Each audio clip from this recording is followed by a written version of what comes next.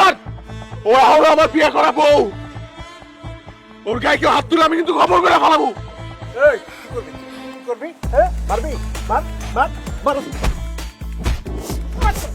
খবরদার! আর একটা চড় যদি ওনার গায়ে লাগে আমি কিন্তু এটা নিচে গলায় ঢুকাই দেবো। খবরদার!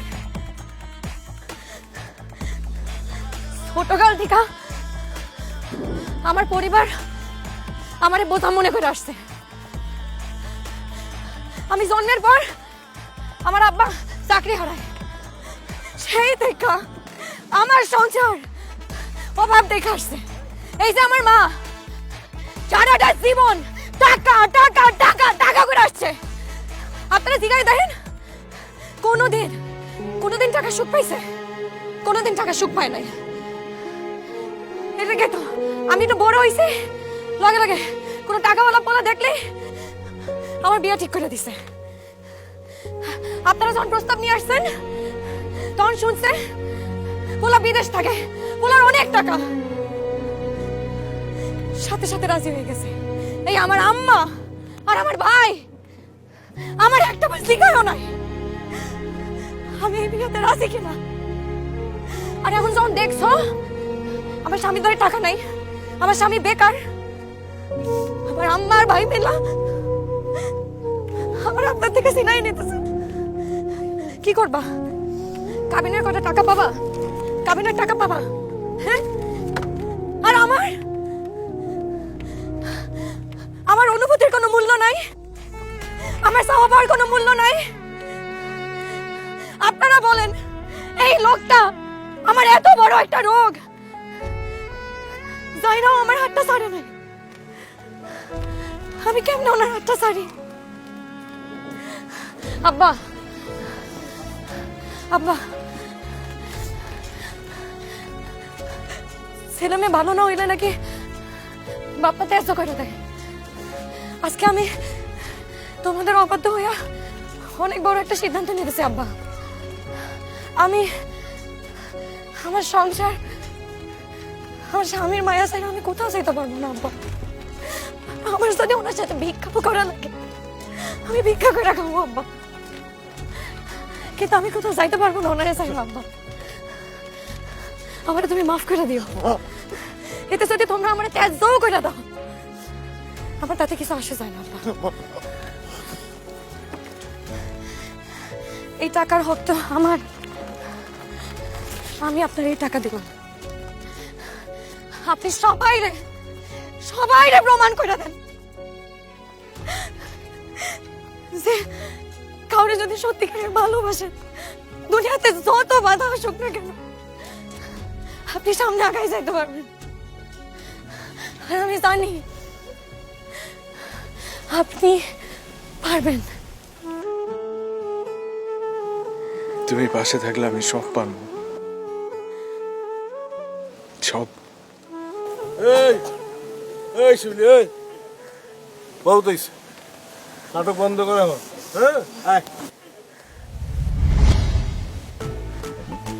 চাচা, এখানে যারা আছে সবাইরে বইলা দেন যারা যারা থেকে আমার স্বামী টাকা পায় তারা যেন আগামী 1 মাসের মধ্যে আমাদের সব পাওনা টাকা ফেরত দিয়ে দেয়। তা না হইলে আমি কিন্তু আইনি পদক্ষেপ নিব। চলেন চলেন। সব ছেড়ে তোমার হলাম, তোমায় ছেড়ে যাব না, সব প্রেম তোমায় দিলাম। কি ব্যাপার ভালোবাসি আপনি এরকম ধুম মেরা বসে আছেন কেন?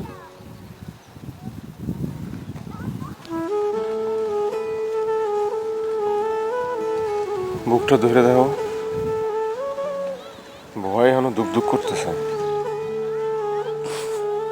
কেন? কেন মানে? তুমি যেভাবে কলমটা গলার কাছে ধরছিলা, তোমার যদি কিছু হয়ে যাইতো, আল্লাহ না করুক, আমি তো পাগল হয়ে যেতাম। আমি তোমার হারাইতে পারবো না। মাঝে মাঝে হারানোর ভয় থাকা ভালো।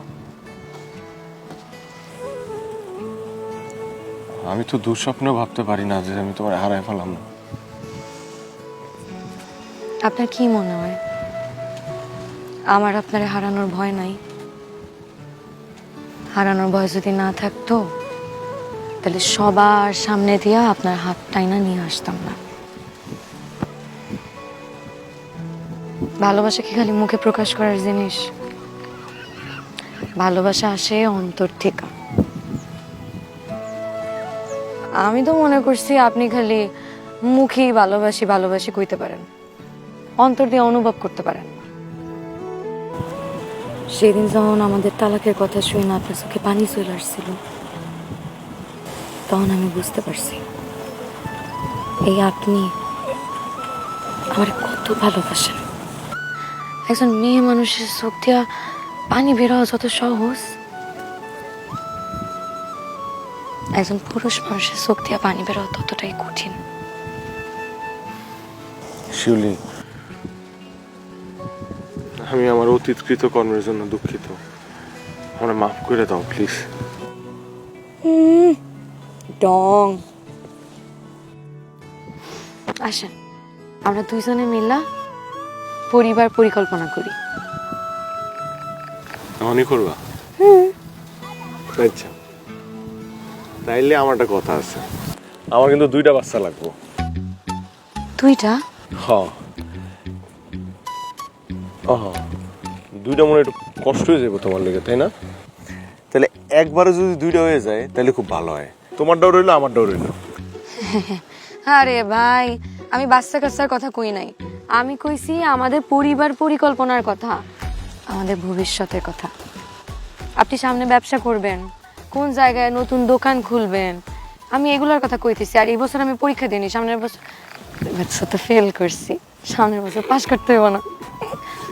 কি কি পড়মু, কেমনে কি করমু, সামনের ভবিষ্যৎ সব গুছাইতে হইব না? আপনি তো এসব ভাবেনি না। আমি তো বউ, আমার তো কিছু দায়িত্ব কর্তব্য আছে নাকি নাই? আপনি ভাবলে তো হইতই, তাহলে কি আর এই দিন দেখা লাগতো? আমি একলাই ভাবি, আরো বেশি ভাবতে হইল। আপনি তো বাবা বন্ধই করে দিচ্ছেন, খালি হাসে। বাসরে তো দিনও তেরো হাসছেন, আপনি আমার দেখলেই খালি হাসেন।